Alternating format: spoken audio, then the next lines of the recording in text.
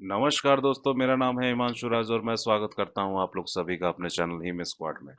दोस्तों, आज हम बात करेंगे महासागरीय जल धाराओं के बारे में। जानेंगे कि ये होते क्या हैं और ये कैसे काम करते हैं। ये आपके पीटी पॉइंट ऑफ व्यू से काफ़ी इम्पोर्टेंट होता है दोस्तों। और इसमें पीटी में इससे क्वेश्चंस आते हैं, इसलिए इस वीडियो को देख लेने के बाद और अच्छे से उस पे एक एक दो बार देखकर अच्छे से प्रैक्टिस कर लेने पे आपका ये चैप्टर कंप्लीट हो जाएगा। और ये one of the toughest chapter माना जाता है, इसलिए वीडियो थोड़ा लंबा हो सकता है, तो ध्यान से देखिएगा। आइए हम लोग जानते हैं कि महासागरीय जलधाराएं होती क्या हैं। देखो, महासागरीय जलधाराओं में होता क्या है कि महासागर में जल की एक निश्चित दिशा में प्रवाहित प्रवाहित होने की गति को धारा कहते हैं। धारा कहते हैं। अब ये क्या है, होता क्या है कि जैसे ये है महासागर। महासागर का एक छोटा सा पार्ट है, सपोज ये महासागर है। और ये जब इस डायरेक्शन में बढ़ने लगता है, इस डायरेक्शन में एक निश्चित डायरेक्शन में जब बढ़ने लगता है, तो इसे बोलते हैं हम लोग करंट। इसका महत्व क्या है कि ये पृथ्वी पर तापमान के संतुलन में काफी सहायक है। संतुलन में काफी सहायक। और इसको प्रभावित करने के कारक में पृथ्वी का परिभ्रमण, तापमान, घनत्व, वायु दाब, हवा, वाष्पीकरण और वर्षा इंपॉर्टेंट होता है। और पृथ्वी का परिभ्रमण काफी इम्पोर्टेंट है दोस्तों, क्योंकि पृथ्वी हमको पता है कि ये वेस्ट टू ईस्ट मूव करती है। और इसके कारण क्या होता है कि दोनों हेमिस्फेयर में, नॉर्दर्न है ये साउदर्न है, साउदर्न हेमिस्फेयर में जो ये करंट है वो क्लॉकवाइज, और नॉर्दर्न में ये एंटी क्लॉकवाइज। ये कॉन्सेप्ट आप याद रखेंगे।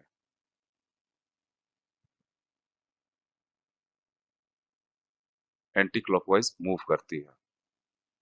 फिर वायु दाब और हवा भी, ये हवा के साथ, हवा के बहने की दिशा में भी ये करंट मूव करती है। क्यों? क्योंकि अगर ये महासागर है और ये पवन की दिशा है, तो इसका जो ऊपर का भाग होगा ये भी इस डायरेक्शन में मूव करेगी। वाष्पीकरण और वर्षा भी इसमें इम्पोर्टेंट रोल अदा करते हैं। हिंद महासागर में मानसून पवन काफी इम्पोर्टेंट रोल अदा करती है। ये मानसून पवन और पृथ्वी का परिभ्रमण, वही जो मैंने आपको बताया कि ये इस डायरेक्शन में और यहाँ पर एंटी क्लॉकवाइज, ये क्लॉकवाइज, ये एंटी क्लॉकवाइज। आइए हम लोग जानते हैं हिंद महासागर के सबसे, क्योंकि अगर क्वेश्चन पूछता है कभी तो हिंद महासागर से ही पूछने जाए, क्योंकि भारत की अवस्थिति हिंद महासागर में है। तो सबसे पहले गर्म देखते हैं। देखो, क्वेश्चन जो पूछता है वो दो तरीके का पूछता है। एक तो पूछेगा कि किस महासागर का पार्ट है, ये प्रशांत महासागर का पार्ट है, या फिर हिंद महासागर का पार्ट है, या फिर ये अटलांटिक का है, अटलांटिक महासागर का पार्ट है। तो क्वेश्चन, और दूसरा ये पूछता है कि ये गर्म है या ठंडा है। तो ये दोनों मोस्टली जो पूछे जाते हैं, इसी तरीके के क्वेश्चन पूछे जाते हैं। तो मैंने एक यहाँ पे ये किया है कि आपको महासागरों के आधार पर और गर्म और ठंडे प्रकृति के आधार पर आपको ये बांट के बताया है। और एक चीज यहाँ ध्यान रखना कि इसका डायरेक्शन, जो क्लॉकवाइज और एंटी क्लॉकवाइज मैंने बताया था, ये डायरेक्शन याद रखना। अग्लुहास, ये गर्म है, मोजाम्बिक गर्म है। ठंडी पश्चिमी ऑस्ट्रेलिया की धारा, ये ठंडी है। आइए इसको हम लोग मैप पे देखते हैं।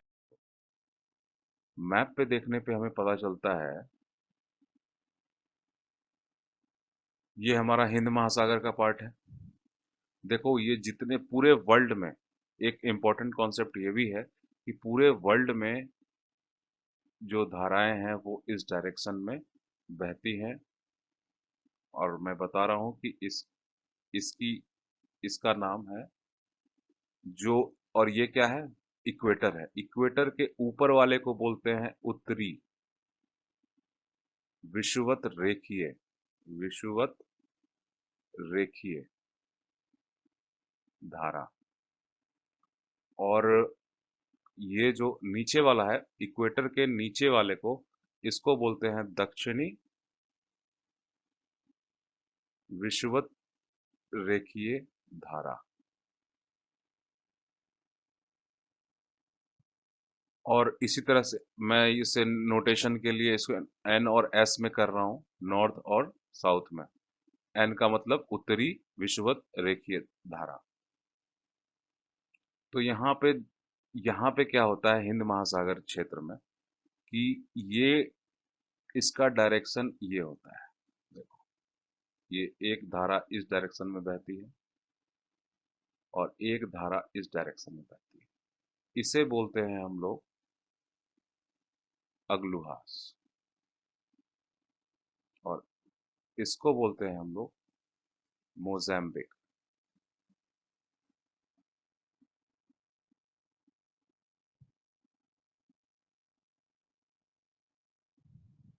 जब ये नीचे जाएगी तो ये चूंकि पोल है और पोल ठंडा होता है, तो ये ठंडी हो जाती है, ये ठंडी हो जाती है। तो फिर इसका डायरेक्शन यहाँ पे इस डायरेक्शन में चेंज, क्यों चेंज हो रहा है, क्योंकि मैंने बताया कि साउदर्न हेमिस्फीयर में ये इस डायरेक्शन में बहेगी, और जब ये ऑस्ट्रेलिया के पास बहती है तो इसे बोला जाता है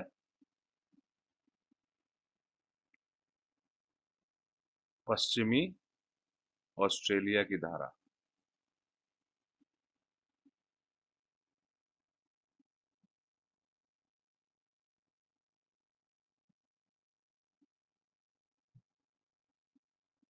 तो और एक चीज आप याद रखना कि जब भी, पूरे वीडियो में एक चीज ध्यान रखना आप लोग, कि जब भी पोल से पोल से इक्वेटर की तरफ, दोनों गोलार्ध में पोल से इक्वेटर की तरफ जाएगा तो ये होगी ठंडी, और जब इक्वेटर से पोल की तरफ जाएगा तो ये होगी गर्म। क्यों?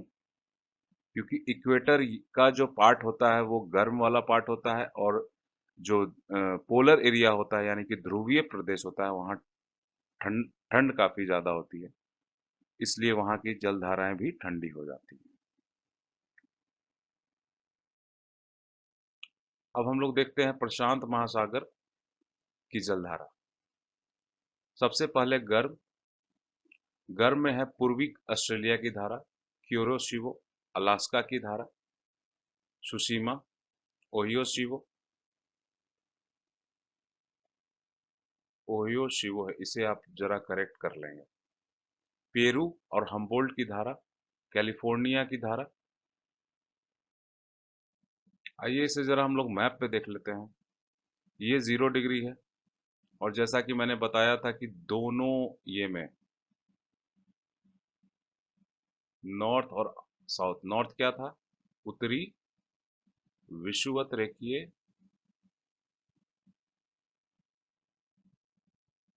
जलधारा, और ये होगा दक्षिणी विषुवत रेखीय जलधारा। तो ये यहाँ भी बहेगा, इसे एन नाम देते हैं, इसे एस नाम देते हैं। देखो होता क्या है यहाँ पर, ये प्रशांत का क्षेत्र है, यहाँ से जलधारा बढ़ती है और इस डायरेक्शन में बढ़ती है, इस डायरेक्शन में, और इसे बोला जाता है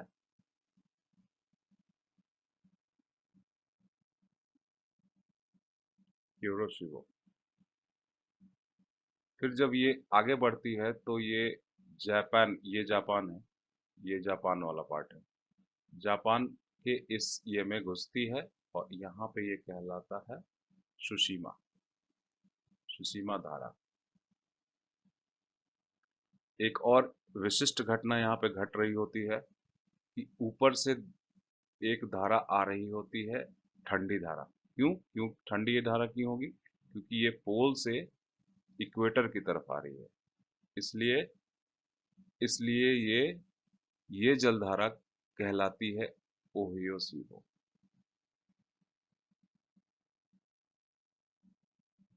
और एक और जलधारा यहाँ पे दोस्तों आती है, इसे बोलते हैं हम लोग क्यूराई।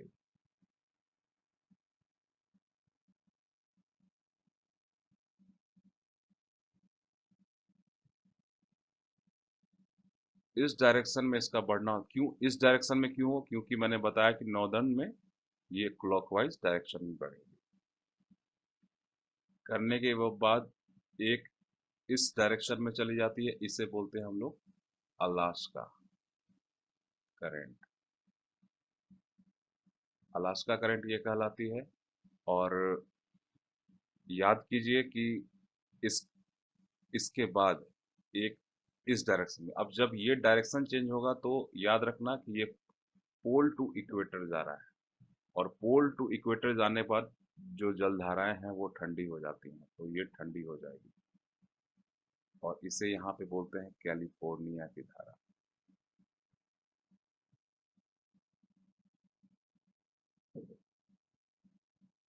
कैलिफोर्निया करंट बोलते हैं इसे। इसी तरह से साउदर्न हेमिस्फीयर में यहाँ पर जब ये बढ़ती है तो यहाँ पे ये कहलाती है पूर्वी ऑस्ट्रेलिया की धारा।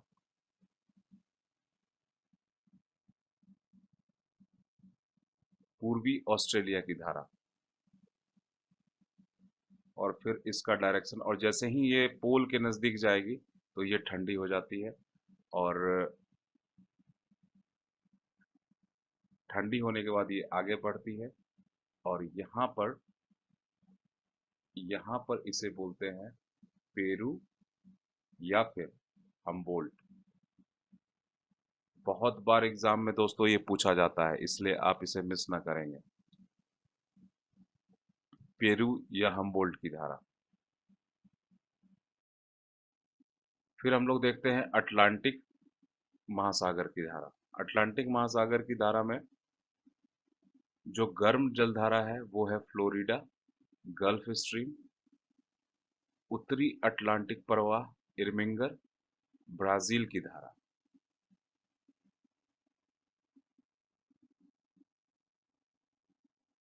फिर होता है ठंडी में है हमारा लेब्राडोर की धारा, फिर ग्रीनलैंड की धारा, कनारी की धारा, फॉकलैंड की धारा और बेंगुला की धारा। आइए इसे मैप पे हम लोग देखने की कोशिश करते हैं। मैप पे ये हमारा अटलांटिक है,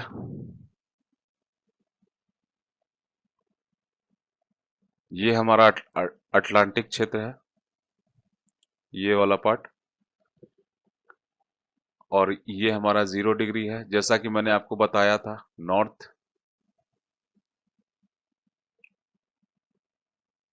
और साउथ, ये क्या था? ये उत्तरी विषुवत रेखीय जलधारा थी, और ये दक्षिणी विषुवत रेखीय जलधारा। अब यहाँ पे क्या होता है दोस्तों कि जब ये डायरेक्शन इसका इधर बढ़ता है तो एक जो कैरेबियाई, ये कैरेबियन पार्ट है, यहाँ से इस डायरेक्शन में बढ़ती है, और यहाँ पे ये मैक्सिको की खाड़ी है। ये मैक्सिको की खाड़ी में बहने का कारण इसे बोलते हैं फ्लोरिडा की धारा।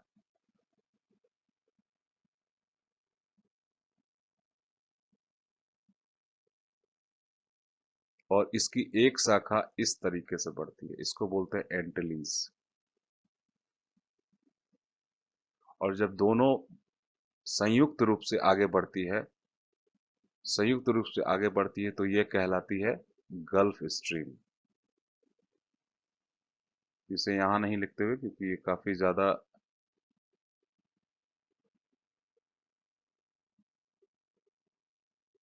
ये कहलाती है गल्फ स्ट्रीम। और एक यहाँ पे और घटना घट रही होती है कि यहाँ से लेब्राडोर की धारा, ये धारा, अब ये धारा ठंडी है क्योंकि मैंने ब्लू से लिखा है। क्यों लिखा है? क्योंकि पोल से ये इक्वेटर की तरफ आ रही है और ये इसका डायरेक्शन इक्वेटर टू पोल है, इसलिए ये गर्म जलधारा है, गल्फ स्ट्रीम। और एक और विशिष्ट घटना यहाँ पे घटती है कि इस वाले पार्ट पर इस वाले पार्ट पे ग्रैंड बैंक का निर्माण होता है। अब ग्रैंड बैंक क्या है? यहाँ पे ग्रैंड बैंक इसलिए बोला जाता है क्योंकि यहाँ पे प्लैंकन प्लैंकन का विकास काफी ज्यादा होता है। और प्लैंकन के विकास के कारण ये मछलियों का बहुत अच्छा खाना माना जाता है, प्लैंकन्स। और ये मछली के लिए काफी फिशरीज के लिए ये काफी प्रसिद्ध है, ये जगह ग्रैंड बैंक।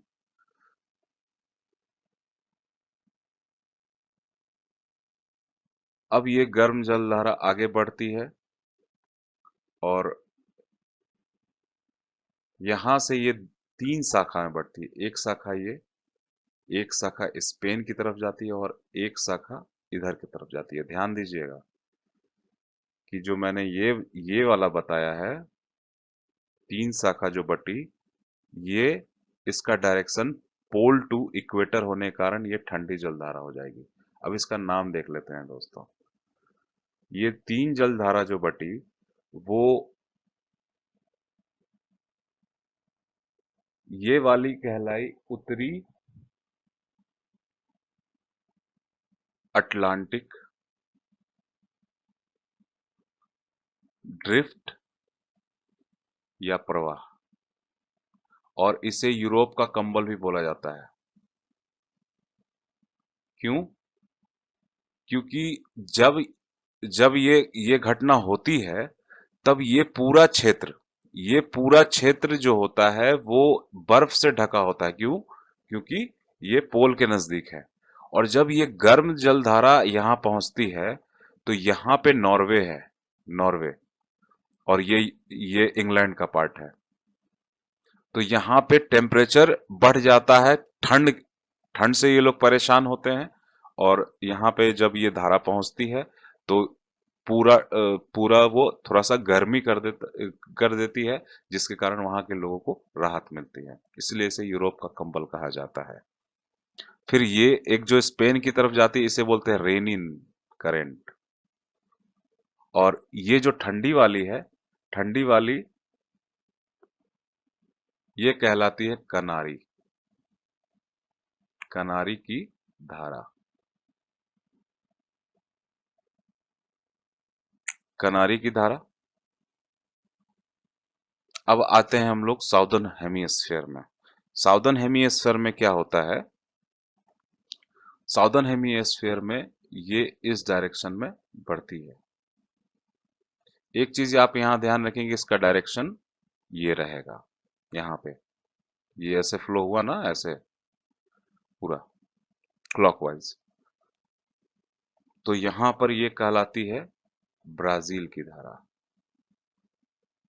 ब्राजील करेंट या ब्राजील की धारा हम इसे कह सकते हैं। एक और विशिष्ट घटना यहाँ घट रही होती है कि इस वाले पार्ट से एक करंट ऐसे आती है, इसे बोलते हैं फॉकलैंड की धारा, फॉकलैंड की धारा। अब ये ठंडी जलधारा क्यों है? क्योंकि ये इसका प्रवाह जो है पोल टू इक्वेटर है, तो ये ठंडी हो जाएगी। मैंने आपको ये बताया था कि जो पोल से इक्वेटर की तरफ जाए तो ये ठंडी होगी, और जब इक्वेटर से पोल की तरफ जाए तो ये गर्म होगी।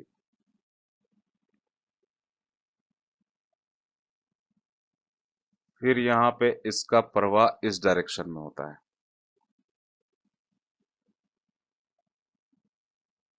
और ध्यान दीजिएगा दोस्तों कि जब से ही ये अंटार्कटिका के नजदीक जाएगी, ये ठंडी हो जाएगी, ये ठंडी हो जाएगी और यहाँ से एक धारा ऊपर की तरफ जाएगी, जिसे बोलते हैं हम लोग बेंगुला की धारा, बेंगुला की धारा। और यहाँ पे आप ध्यान रखेंगे कि इसका डायरेक्शन एंटी क्लॉकवाइज है। आइए दोस्तों, कुछ इम्पोर्टेंट एक बार फिर रिवीजन भी हो जाएगा। सबसे पहला हम लोग देखेंगे गर्म जलधारा। गर्म जलधारा कौन कौन सी है? तो यहाँ आपने देखा था कि फ्लोरिडा की धारा यहाँ बह रही थी, ये फ्लोरिडा की धारा है, फ्लोरिडा की धारा। फिर यहाँ से एक थी एंटिलीज, एंटिलीज। फिर ये दोनों मिलके हो गई थी गल्फ स्ट्रीम, गल्फ स्ट्रीम। और गल्फ स्ट्रीम ही जब बढ़ती है तो यहाँ पे 3 पार्ट में बन जाती है।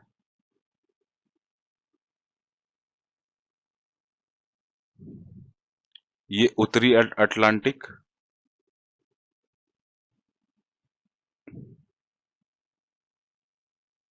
फिर ये रेनिन, और ये कनारी। इसी तरह से यहाँ पे जो धारा बहती है उसे कहते हैं हम लोग बेंगुला। ये ठंडी जलधारा है।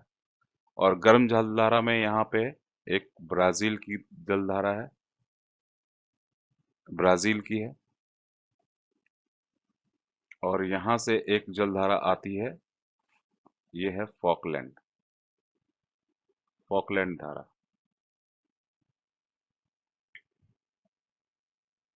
फिर एक जो ऑस्ट्रेलिया के इधर बहती है, इसे बोलते हैं वेस्टर्न ऑस्ट्रेलिया, ऑस्ट्रेलियन करंट, यहाँ पर। और यहाँ से आती है लेब्राडोर, लेब्राडोर।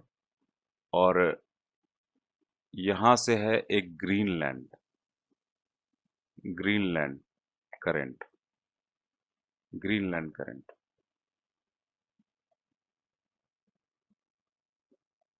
फिर यहाँ देखते हैं हम लोग, यहाँ पे थी अग्लुहास,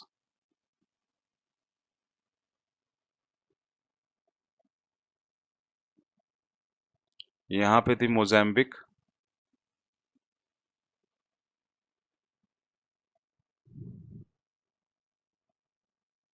और यहाँ पे थी एक अलास्का करंट,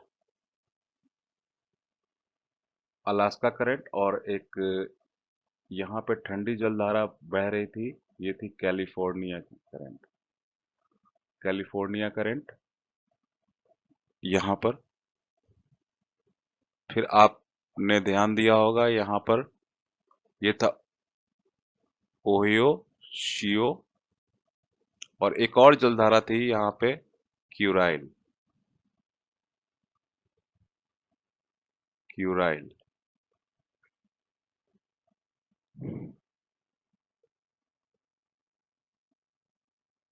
यहाँ से एक करंट जो जा रही थी, ये थी क्यूरोशिवो, और इधर सुशीमा।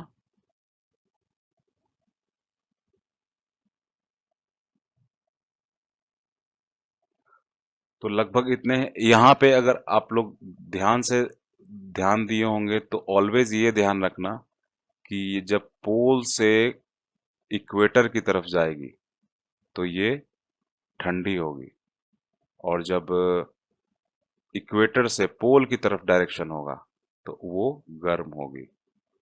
ये बहुत ही इंपॉर्टेंट पॉइंट है।